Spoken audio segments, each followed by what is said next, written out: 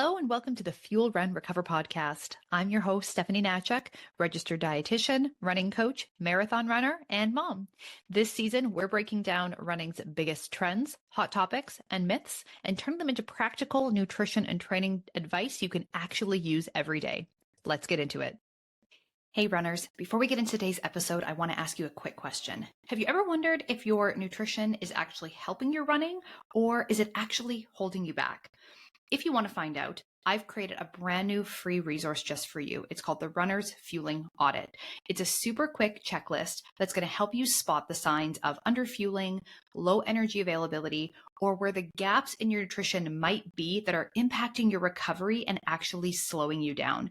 It only takes a few minutes to go through, and by the end, you're going to know whether or not your fueling is on the right track, or if you really need to start making some changes to the way you approach your eating so you can start to feel stronger on every run, reduce your injury risk, and actually get the results that you're training so hard for. You can grab your free copy right now by clicking on the link in the show notes. Again, this is called the Runner's Fueling Audit. It's a free downloadable resource, and it's going to give you so much clarity on how you can start feeling smarter and running stronger. All right, let's dive into today's episode. Hello, and welcome to a very special episode of the Fuel Run Recover podcast. Today is a special day because it is my birthday. I'm 38 years old today, and so to celebrate, I guess, with this podcast, we are doing a behind-the-scenes birthday Q&A. So I put a call out this week on my Instagram at Steph the Runner's Dietitian. And I said, hey, drop your questions, whatever you want to know about me behind the scenes. As some of you may not know, I have twins at home, little almost 3-year-old twins. So if you've got questions about twin mom life, business ownership as a running coach and sport dietitian who's had my own business doing this work directly with runners for over 10 years now. Anything about me and my running and all the things, then drop your questions. So here I am coming to you here on my birthday to answer them. You'll be listening to it a few days after, of course, once it's all edited and scheduled and uploaded and all of those things. So let's dive into it. So the first question is a really good one, and I don't have it word for word here, but it's about my favorite finish line moments. So what is one of the most, or I guess the most memorable finish line moments that I've had as a runner? And there's been obviously a lot of memorable, great finish line moments, right? Like whether it's a really strong performance, feeling really good at the end, making it through a race that maybe you didn't think you were gonna, just being happy to finish a race, right? I mean, the finish line can come with a lot of mixed emotions sometimes. Definitely crossing the finish line in New York City was really incredible just because it's such a huge finish line and, you've got 60,000 runners out there on the race course. It was just, such a huge experience. But if I really think about my favorite, like a moment that is still really special to me after, all of these years of running, all of these years of racing, it actually is when back in 2022, I was training for our local marathon here, the Manitoba Marathon. Did all the training, did all the tapering, did all the carb loading, did all the things. And then race morning, it was extremely hot and humid outside. So they ended up having to cancel or stop the race. I think less than an hour in, they ended up having to stop the race. Now, this hadn't really happened to us before. It certainly hadn't happened to me before. And so some people stopped running and got pulled off the race course. Other people kept going, but were told that they weren't going to have any water stations or support. So if you're going to continue, that's fine. But you're on your own, the official race support is being shut down. It was just people got the message at different times. It was kind of all over the map, right? And so I ended up getting told that I had to stop running. I was just before the halfway point. So I just ran a little bit further, finished up to the half marathon distance, and then got on a shuttle bus and was taken back to the finish line. So anyway, you still had the opportunity, though, to finish the race virtually and still have it sort of count. So a weekend or two later, I said, well, I did all this training and I did all this work. So I want to earn this medal. I'm going to do the race virtually. And so I had a couple of friends who all came and ran different portions of the course with me. And then my husband and some other friends, actually quite a few people came out for this. We were at like a nearby park that we like to go to, and it's got like a nice big loop ring road around it that I ran a couple of laps around this big loop ring road, and that was how I did this full marathon virtually. So anyway, finished, and they had a tape, they had signs, and they had like a tape for me to run through. And I mean, and you got to know, like, I am not someone who's ever going to win a race, right? Like, I am not a runner who is ever going to come in first in any event, like, ever in my life. I mean, maybe if I'm like still running at 95 and I'm like in the seniors games or something, but like, I don't know. Um, so that was really cool. And it was just really nice that like a lot of these friends came out. Very few of them are runners, but they still like showed up and they brought cake, and we had like, a celebration after. And it was just really nice to have so many friends at the finish line for that one, that like, I wouldn't normally come to a race, like I wouldn't normally see at an event because they aren't runners or really part of the running community. And it was just such a different finish line experience. So that one still stands out to me, and it was really, really special. All right. So the next question is about fueling. So there was a couple of questions that were all sort of in a similar kind of vein of like, what's my go-to fuel? Do you use gels? What gels do you like? And just like some different questions about my personal sort of fueling strategy, or what I like to do when it comes to fueling. And so really, I personally don't use a ton of gels. I have experience using gels. I've used a lot of different ones. I've tried a lot of different ones over the years. I am just more of a drink mix sport drink fan. So I really love Scratch. I love Tailwind. Um, what else have I like those high, like both of them have a really good high carb one. Those are probably the two that I use the most often. Liquid IV, I've used a lot of Liquid IV as well over the years, so I like that one as well. Um, so that's kind of my go-to. And for me, it's just the simplicity of having my hydration, my electrolytes, and my fuel all in one place. So all I have to do when I'm running is just sip on this bottle, and I get everything that I need. So I really appreciate the simplicity of that.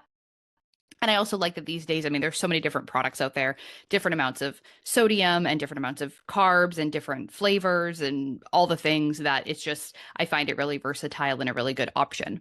So then the other kind of question that came along with this is like, do I need to be taking gels? Like, do I need to be using gels? And really the answer is no, right? Because gels are just one vessel, one way that we get our fuel, right? There are endless ways that you can meet your hourly carbohydrate needs during your training runs or during your races that do not necessitate that you use a gel. And you can choose to do chews instead. You can do a liquid option like a sport drink mix. You can do candy or other like whole food types of options, right? The options are endless. Anybody who says that you like need gels is either, maybe just trying to sell you gels, maybe they own a gel company. Or when they say gels, they just mean intra-run fuel. Because sometimes those terms get a little bit mixed up, right? Like, it's really quick and easy to say like, oh yeah, take a gel. Just take a gel. Like, you need a gel, you need this many gels. It's like easy to just say that word and sort of mean it very simplistically, versus your whatever carbohydrate containing product you're using for your hourly fueling needs in an intra-run setting, right? Like, sometimes it's quicker and easier to just say gels, but knowing that almost never, at least me, I never ever mean specifically it absolutely has to be a gel. All right, so the next question, how long did it take you to get back into running after having your twins? So my post kids running journey was a hot mess. It was I don't know. It was bad. It was a bad time. Um, I I did not think that it was going to be as much of a struggle as it was, because I was someone who had, fortunately, a very, very easy pregnancy. Like my pregnancy, despite the fact that I was pregnant with twins, was pretty darn smooth. I didn't have really much for like complications. I didn't have any like physical issues. Like obviously by the end, if you heard me like recording podcast episodes and stuff when I was like in my third trimester, I sound like I'm like, trying to run while I'm doing the podcast. Like I was very winded a lot of the time and, a lot of pressure on your lungs and, the heartburn and like little things, right? But I didn't have like the pain or the, severe discomfort or a lot of the things that stop a lot of women from being able to run or exercise during their pregnancy, right? Like for a lot of people, nausea is so bad in the beginning that they're not able to run. And I honestly did not really have any nausea. I know, don't come for me. For all of you who are like having really rough pregnancies, please do not come for me. I paid for it later, all right? And then, was able to get through my second trimester, like still running, did a couple of races, but obviously I was slowing down a lot by that point. And then into my third trimester, I basically transitioned to just walking when it got icy outside, and I just didn't really feel like I should still be running. And then I had my twins at 36 weeks anyway. So I had these expectations that because I was very active and stayed fit during my pregnancy, didn't have any crazy complications, nothing went terribly wrong with all of that, that getting back into running was going to be sort of straightforward and easier and probably easier for me than for other people. And that was just not what happened. And so I was working with pelvic floor physio and I was like doing all the things. And when I finally got the go ahead to like start running again, I had a lot of like pelvic floor issues that like never got, like, hadn't resolved. And, then it's become a challenge, and now my kids are only 3 and it's still not perfect. And it's very frustrating some days, especially when there's so many people who don't have issues and why me and not them. And, it's one of those things. So I did wait. I didn't start running again until I was probably closer to 16 weeks postpartum. Like I know technically you can start exercising again at 6 weeks, but they don't recommend high impact like running that soon. And there's a lot of discourse I know in like the physiotherapy world around, okay, just because you like can and it's okay now doesn't mean it'll be okay later and stuff like that. So I did really try to like take it easy, go slow, follow my physio's guidance. And yeah, it was definitely a tough time, and it was really hard for me even seeing all of these people who would be like posting online and stuff like that, like having these really amazing race results or really quick recovery and return to running and doing all these amazing things really soon after having their kids. And that just like wasn't happening for me at all. It honestly took me probably another year. It probably took me another year after I started back into running to feel like running felt good again. And like, yeah. And I still, like, even now, my kids are almost 3, and I still feel like I am very much still like building fitness. Like last year I ran the New York City Marathon. So from like, early in 2025, I really was focusing on volume. So I was running as many miles as I could fit in, all very slow, really focusing on just base building, right? And that was good. I really, really needed that. Now I feel like, okay, I've spent a lot of time doing a lot of easy running. I feel like my endurance is back, but now I have a really long way to go on strength and speed. So it's just been a couple years of just bit by bit, brick by brick, kind of trying to stack things up. And yeah, I see a lot of people who are getting there faster and seem to be doing amazing things more quickly than I did. And it's definitely not easy, but we have to remember to not compare ourselves. All right, next question. Favorite race distance. So this one's tough because I like training for and then like racing different distances. I would say like I really like training for a half marathon. I enjoy the amount of running that you do when you're training for a half marathon. Like that feels like it's challenging, it's a commitment, it's, you know, it feels like you're doing something and you're like getting out there and having these goals and you got to kind of work towards them and plan and prioritize. So I really enjoy training for a half marathon. But I really enjoy racing like a 10-mile race, even a 10K can be fun. I would say probably like training for and then I guess racing a half, but half marathons are still challenging, and are still a very long distance to race and to get faster over time at a half marathon, definitely isn't easy either. So I really enjoy that marathoning. I still feel like I definitely have a lot to still give in the marathon. And I still feel like I have a lot of unfinished business with marathon running. But just at least now until my kids are a little bit older in school full time, like in kindergarten, that sort of thing, training for a marathon when you've got, kids that are under 2 at home, like that was crazy. That was a lot. So I when they're a little bit older, then I think I'll come back into it. Right. What is a bucket list race for me? I feel like bucket list race, I have 1,000. There's so many races that I would absolutely love to do.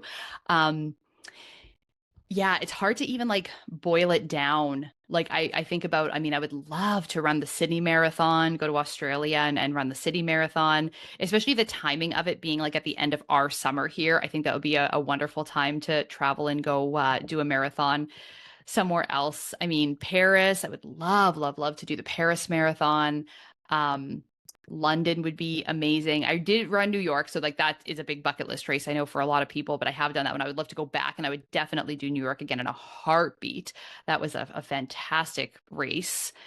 Um, and then there are some kind of small ones like I would love to do. I don't know, I think it might be in like Whitehorse or Yellowknife. So here in Canada in the Northwest Territories during the summer solstice, I don't know what distances they all have. There's probably a marathon, but you run like at night when it's bright out all night long, like it is in the Arctic. And I think that would be incredibly cool to do one of those races.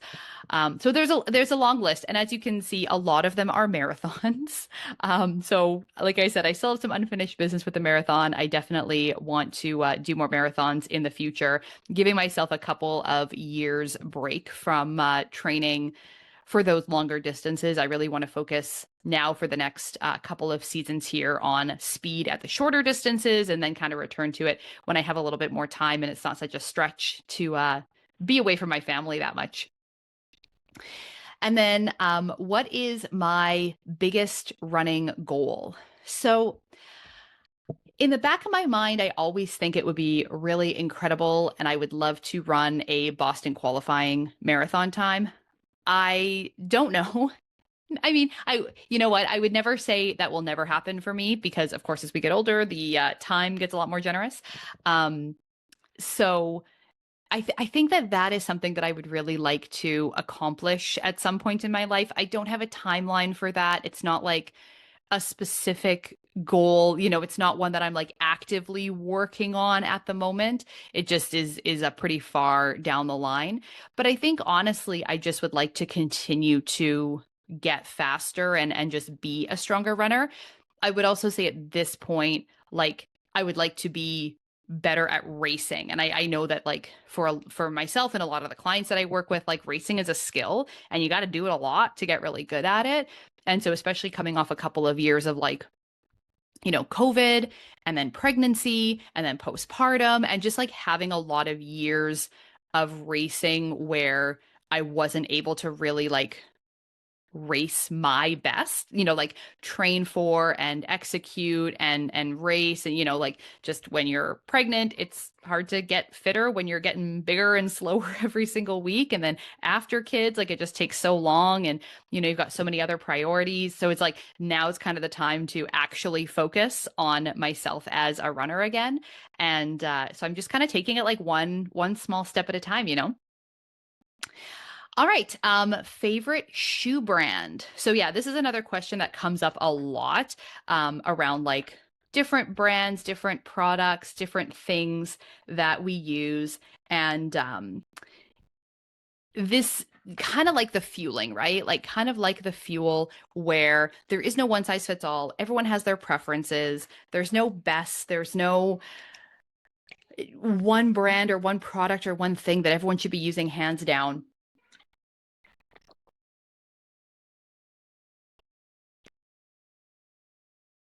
And so for me with the shoes, what I've come to understand, again, I don't know that much about like shoes or feet or anything like that. Definitely not my area of expertise.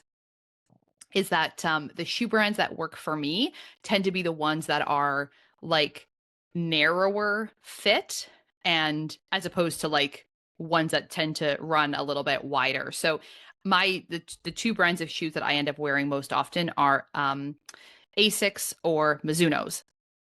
And so one of the last times that I was at the shoe store, I was getting new running shoes at one of our running stores, and I mentioned that to the salesperson. She's like, "Oh, you must have skinny feet." And I was like, okay, like I don't know. But it makes sense because when I've tried other brands, like if I've tried running in Nike stuff, I think that Nikes are a little bit wider. I've gotten some blisters in some weird places. So my favorite running shoe brands are definitely Asics, or Mizuno's. And I would say when I put on Mizuno's, even if they're like my oldest worn out pair of Mizuno's, they just like they fit so well. So those are definitely my go-tos.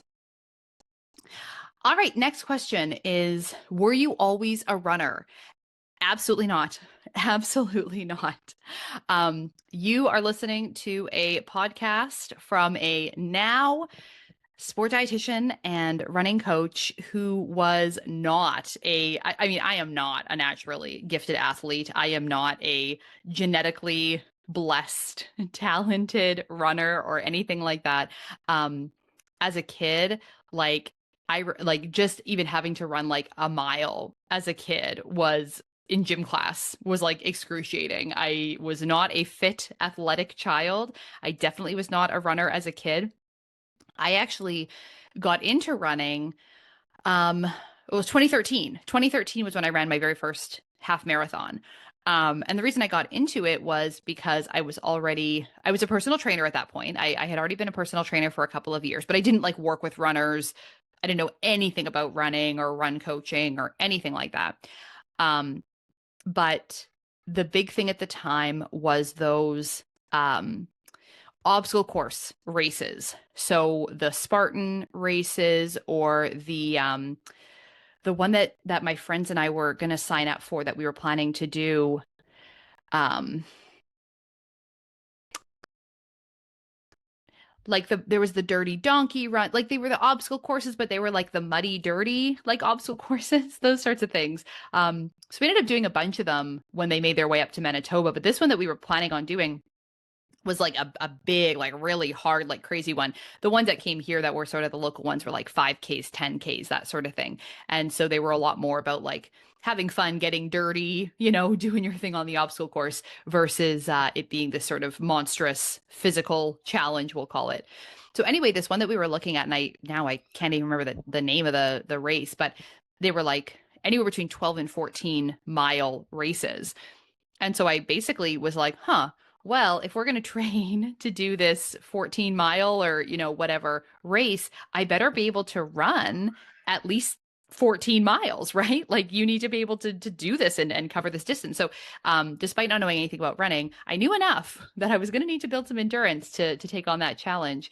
And so I started running, and that was maybe in, January of that year. And I was like, you know what? I'm going to go ahead and I'm going to sign up for our local half marathon. And so I did.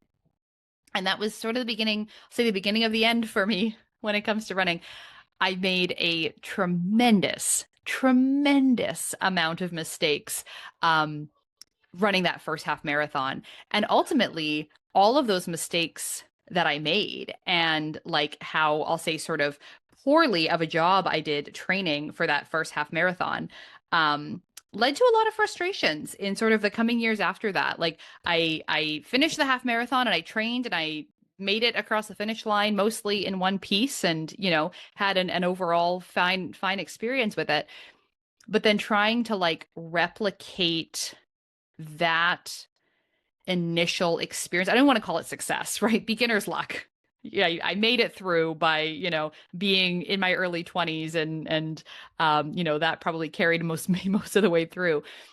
Trying to like use those same bad strategies and do those same things to replicate a better performance in the subsequent years that I signed up for that same race kept me stuck for a very long time, right? So it's like, well, this is how I trained when I ran that first half marathon. Why are those same things not working when I'm trying to do those same things the next time around? And obviously, it's because when you don't run and you start running, almost no matter what you do, you're going to get some improvement, right? Going from not running to running, even if your training strategy or approach is like not very good, not very well thought out, not very like science based, you're going to still build fitness even if it's not your most efficient or best strategy, right? Because you're doing something, and that's always going to be better than doing nothing. But then if you want to build on that and you want to improve your fitness, then you need to change your approach. You need to do something a little bit smarter, right? And that wasn't what I was doing. I was just like trying to copy paste and wondering why it wasn't working for me. So it was probably 5 years that I did not get faster. I got slower. And every time I would do another training cycle and try to do another half marathon, I would be very disappointed and very frustrated. And, it all kind of led up to 2019 when I had, no, 2018 was when I had my maybe worst season, like my worst run ever. And it was just like, I was ready to give up. I was ready to just quit this. Like, I'm not getting anywhere. Now, mind you, I'm not getting anywhere because I'm not doing the right things. Right. But I didn't know that at the time. I knew that it wasn't working, but I didn't know what I was doing wrong. I didn't know what wasn't working about it. So then between 2018 and 2019 is when I really started to learn and then actually applied what I was learning about running to myself in my own training. Then that is when I got my big kind of breakthrough PR 10 minutes off of my half marathon time. Right. So it was like I was just stuck because I was doing the same things over and over again, thinking that was going to get me where I wanted to go, but I just needed a different approach and I just needed the right approach and the right strategies. So that's when I finally got there. And then I would like to say I haven't looked back since, but of course I have, because then the next year we went right into the pandemic and all the years of canceled races and virtual races and things not happening and all of that. And then again, pregnancy and twins and postpartum and oh my gosh, fast forward, we're already well over halfway through 2026. Like it's just bananas.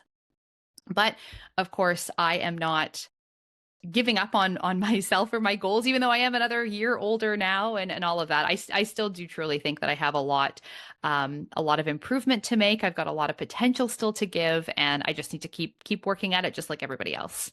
So no, to answer that question very briefly, I was not always a runner. Not by a long shot. But I think that means that all of us can become runners, right? At any age, at any experience level, with any combination of bad, non-athletic genes and all of that. We just gotta plug away at it. All right. And then that brings us to our last question for today for our very special birthday Q&A episode. Um, Simultaneously, what is your favorite part about having twins? And what is the hardest part about having twins? So, my favorite part about having twins and being a twin mom is definitely them together. So, like I said before, I have identical twin boys and they are almost 3. They'll be 3 in a couple of months.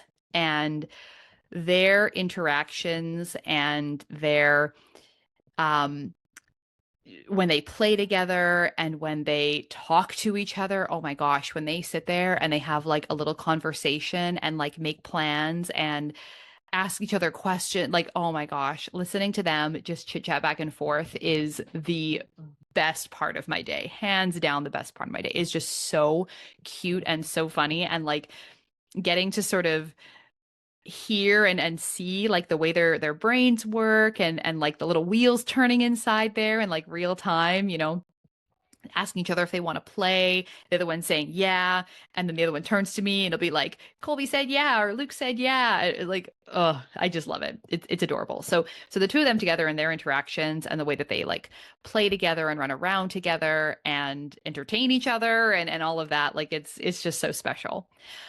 What is the hardest part about having twins is the two of them together. Because oh my goodness, can they fight sometimes? And like all siblings, I mean, every set of siblings, however many kids you have, I mean, like they fight. Siblings fight. It is what it is.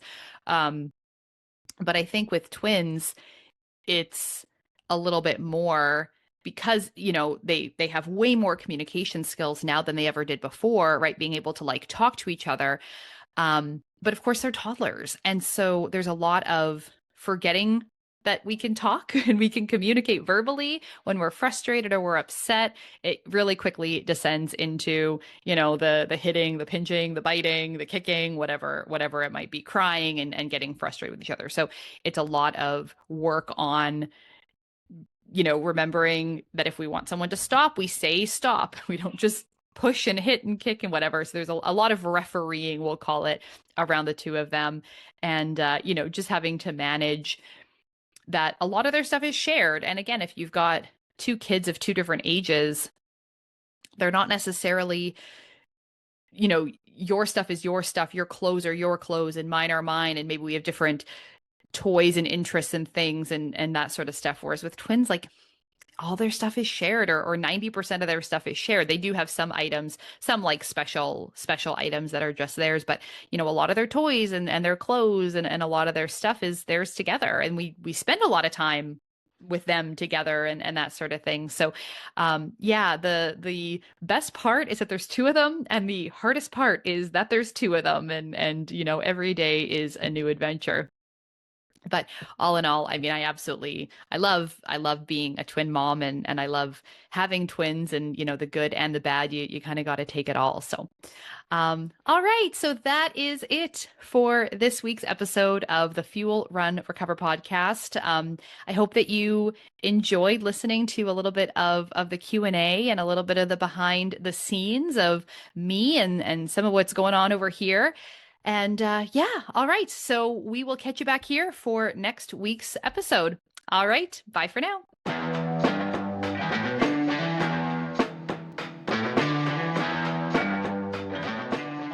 The information on this podcast is for educational purposes only and is not to be used or relied upon for the diagnosis or treatment of any health condition. This information does not create a client-practitioner relationship and should not be used as a substitute for professional medical advice.